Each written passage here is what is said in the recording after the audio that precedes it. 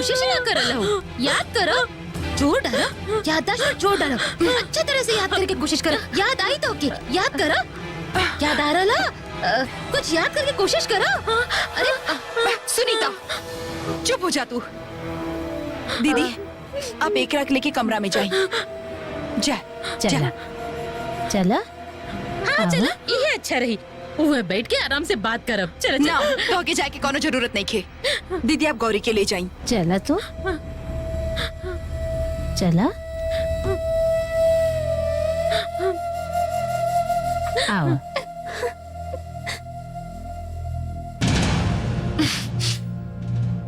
तोहरा पास अक्ल नाम की कोनो चीज बाकी ना। तू ये सब ओकरा से काहे कहत रहलू? देख लो ना कि वो कैसे नर्वस होत रही। डॉक्टर कहले बाड़न के ऐसन कोनो बात ना करे के जैसे ओकर दिमाग पर जोर पड़े। हम तो ओकर मदद करत रही दीदी।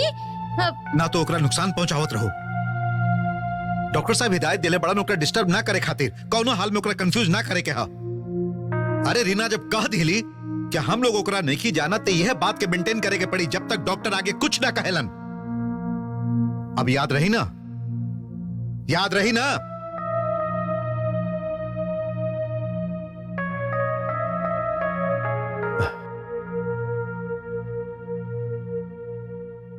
रीना, हम कहत रही कि जब केक कटी गईल हा त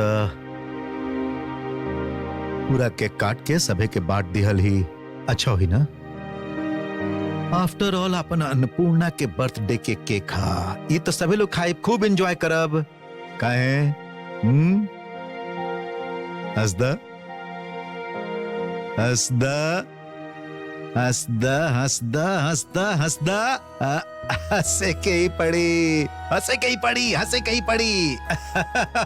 अरे हंसा हंसा हंसा हंसा, ए हंसा हंसा हंसा, पिक पिक पिक पिक पिक हंस देली।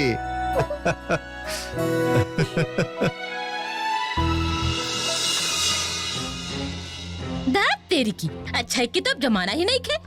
हम तो भलाई करे चलल रही। हे भगवान, उल्टा सब हमके ही डांटे लगन।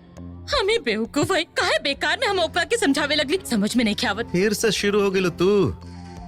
तो के का सब बात हमार कान में ठुसल जरूरी है? का करी बतावा?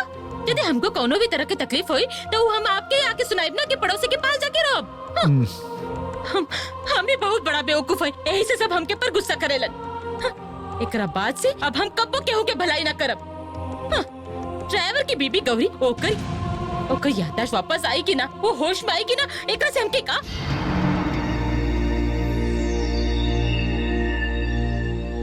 काका कहलो तू अभी गौरी होश में आ गेली।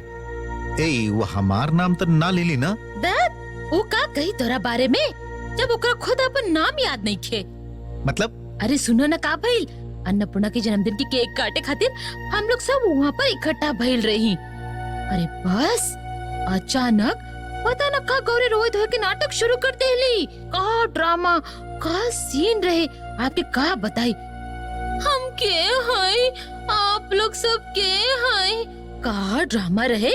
और ये सब देख के घर के लोग के सहानुभूति के बूंद टप टप टप टप टपकत रहे।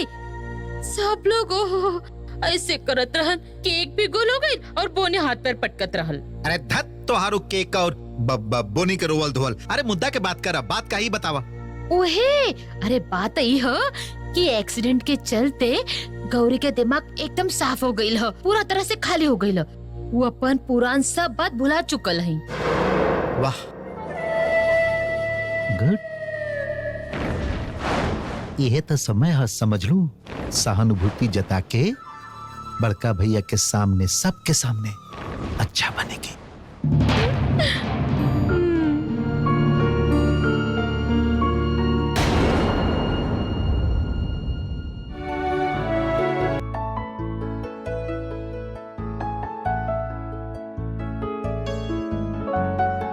चंचला जब तक कमरा साफ कर रहे तब तक हम लोग यही में बैठा थे। चला चला।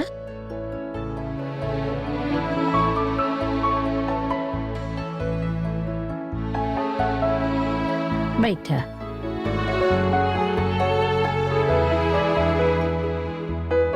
लावा, पापा और रामू चाचा के दे आवत है।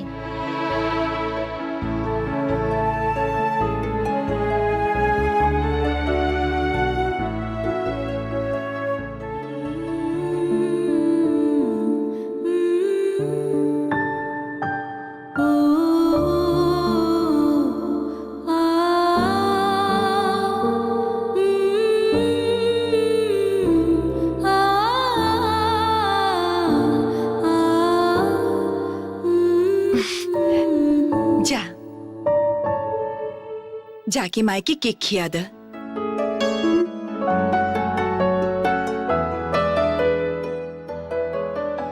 हमार बर्थडे है, ला केक खा ला। देखा केक दे रहले, ले ला। तू लेबू तो एकरा के अच्छा लगी ला। ला ला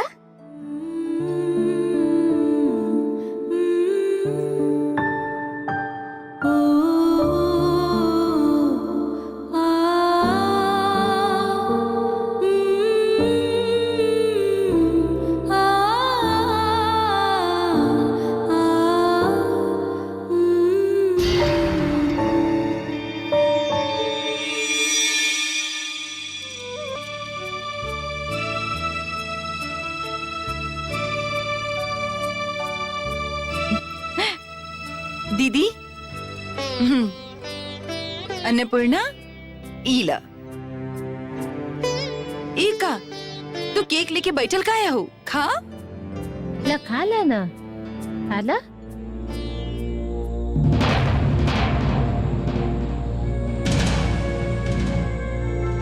खा ल। हम्म।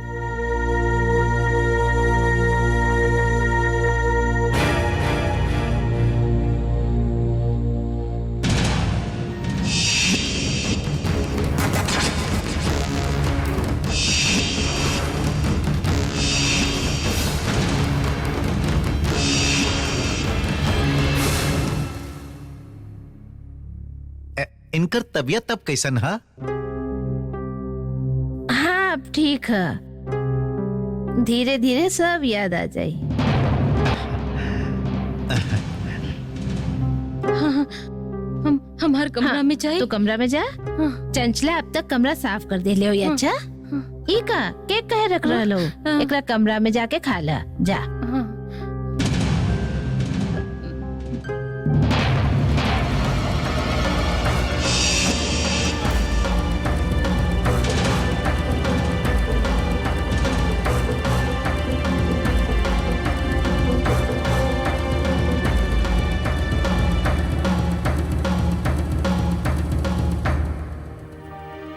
अन्नपूर्णा, दिखा तोहार माई तोहार जन्मदिन की केक ले ली। अब तक खुश हो ना? खा ले। सचमुच भगवान भी कबो कबो ऐसा खेल दिखावलन कि देखा ना, अन्नपूर्णा के माई बाबूजी के वापस भेज दिलन। हम सोचले कि कितना कृपा उनकर, बाकी तुरंते गौरी के याददाश्त वापस ले लीलन। भगवान भी कितना कठोर बड़न बतावा। इतना छोट सी बच्ची। ऐसे मत बोला सुमित, भगवान पर भरोसा रखा, देखिए सब ठीक हो जाए। हाँ ठीक है बाबू साहब। अब केक खा ला।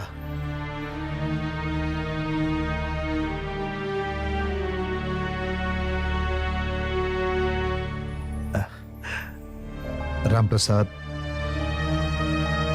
तो हम सभे के और अपन भौजी के माफ कर दिला, एकरा खातिर तो के धन्यवाद देते हैं। बाबू साहब आप ऐसे काहे कह रहे हैं? ना राम प्रसाद, हम लोग की गलती की वजह से तू लोग के इतना तकलीफ उठावे के पड़ल, तो के जेल जाए के पड़ल। देखा तू कोनो गलती ना कैले रहा, तू तब जी जान से अच्छा करे के कोशिश कैले रहा, तू राजा से प्यार करत रहा, ओकरा बचावे के कोशिश भी कैला। हम लोग ये बात ना समझ पैली, हो सके तो हमके माफ कर दिया, हमके माफ कर दिया। भगवान के कसम हो बाबू साहब, आप ऐसा बात मत करी। ये देखा, इस सब बात के चक्कर में को बहुत जरूरी बात पूछल ही भुला गई। अच्छा राम प्रसाद, हमके ये बतावा कि जेल से निकले के बाद तो कबो सोचल कि तो के आखिर के किडनैप करौलस, काहे करौलस, एकर तो के कोनो अनुमान हा? तो कबो ई बात पर विचार कैला? ना बाबू साहब, हमहू कई दिन से यह बात सोच रहा हई कि हमरा जैसा एगो गरीब आदमी के किडनैप करके केहू के का मिली।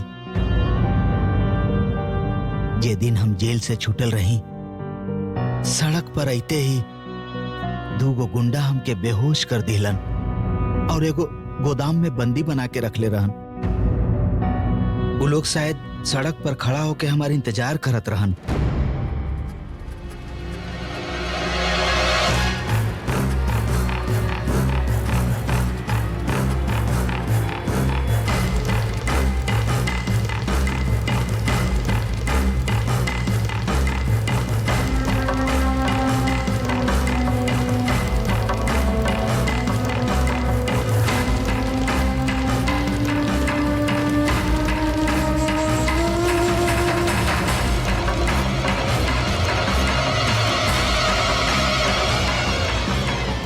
अच्छा रामप्रसाद, ये जे लोग तो के किडनैप कैले रहन, इस सब के पीछे केकर हाथ हो सकेला? तो के ऊपर शक है, कोनो आइडिया, कोनो क्लू?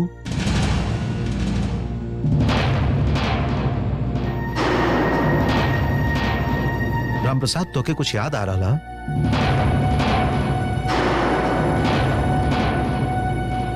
देखा, तू डेरा मत, तू हमके बता सकेला। बोला रामप्रसाद।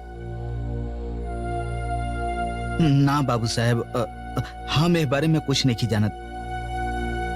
हमके कुछ भी पता नहीं के।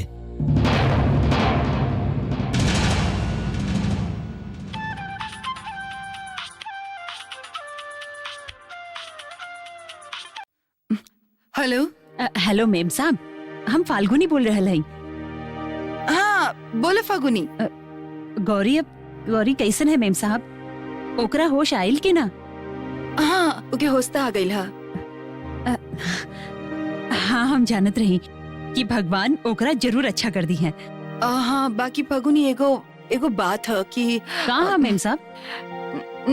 ना असल में गौरी केहू के पहचान ना रहा नहीं। पहचान न रहला मतलब कि उ के है, कहवा रहेली, घर कहवा हो, ओकरा के कुछ भी याद नहीं कि ओकर याददाश्त चल गई है। ऐसन होखेला का? हाँ असल में ओकर माथा पर चोट लागल है ना फगुनी, यही से ओकर याददाश्त चल गई है। डॉक्टर ओकरा के देखलन मेम साहब?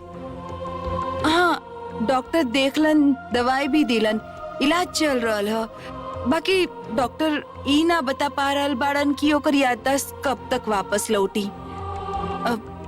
अच्छा फगुनी एगो बात कही, तो एक बार हमरा घर पर आ जा ना। मतलब यदि तो के देखे गौरी के पुरान बात याद आ जाए तो तोहरा संगी तो बहुत दिन तक रहल है ना।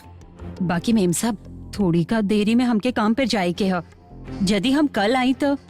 हाँ अपन सुविधा के हिसाब से समय निकाल के ही तो यहाँ ओकरा संगी थोड़ी का समय भी बिता लिया। तो के देखी जति होके कुछ याद आ जाए तो के पहचान पावे कि नहीं हम लोग के पता चल जाये। ठीक है? हाँ हाँ मेम साहब ठीक है। रखत है।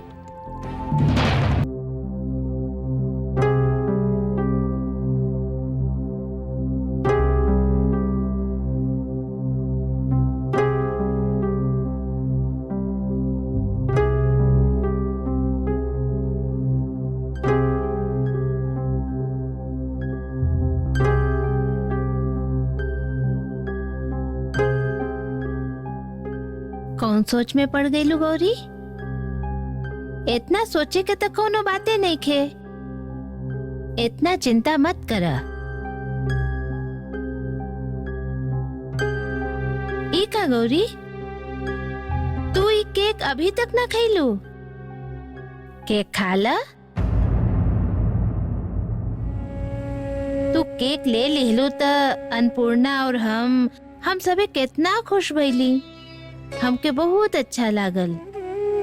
और का तू जाने लू कि तोहके खियौले बिना अन्नपूर्णा भी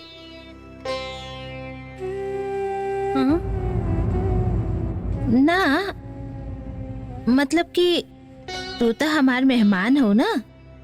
तू केक ले लू तो हम लोग के बहुत खुशी भइल। हम लोग बहुत खुश भइली सबे लोग। अब केक खा ला, खा।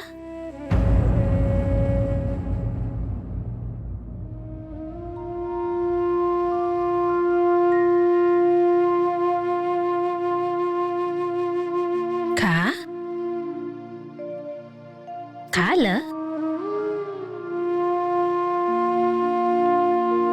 तू खैबू तो हम लोग के बहुत खुशी हुई। खा ल।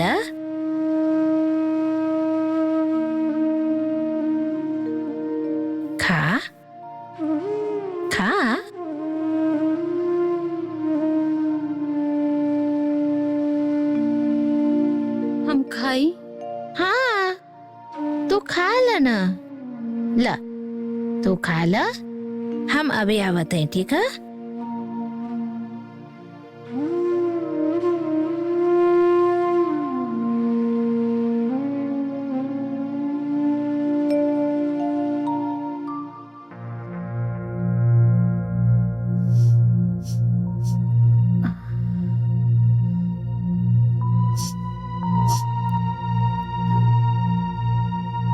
हम केक खाई तो सब खुश काहे हुई हैं? ये दीदी बार बार ये काहे कह रहा है? जरूर एमे कुछ मिलावल गयल है। ये जगह में कुछ तो है। वो आदमी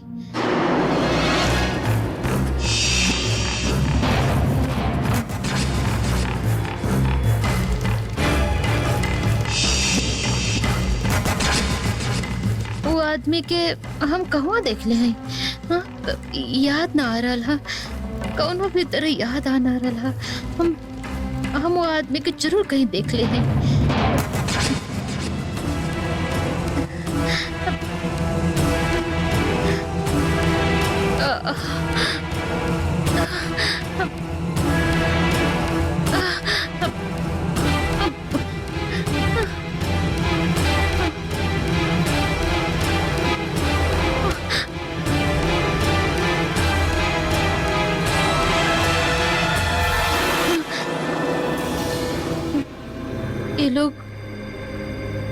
ये लोग छिपा रहल बड़न।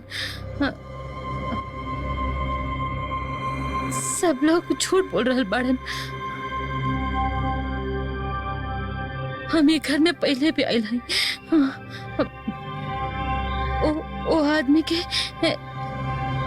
ये वहाँ पर देख ले हैं। तू हमके नहीं खूब पहचानत। झूठा, सब झूठ बोल रहल बड़न। ये लोग सभी हमरा से झूठ बोल रहल बड़न। ये लोग का चाहलन हमरा से? एक हमके खा के काहे कहतारन? एक में कुछ मिला के देले बड़न का? ना खाई। हम कौनो भी सूरत में केक ना खाई भी केक।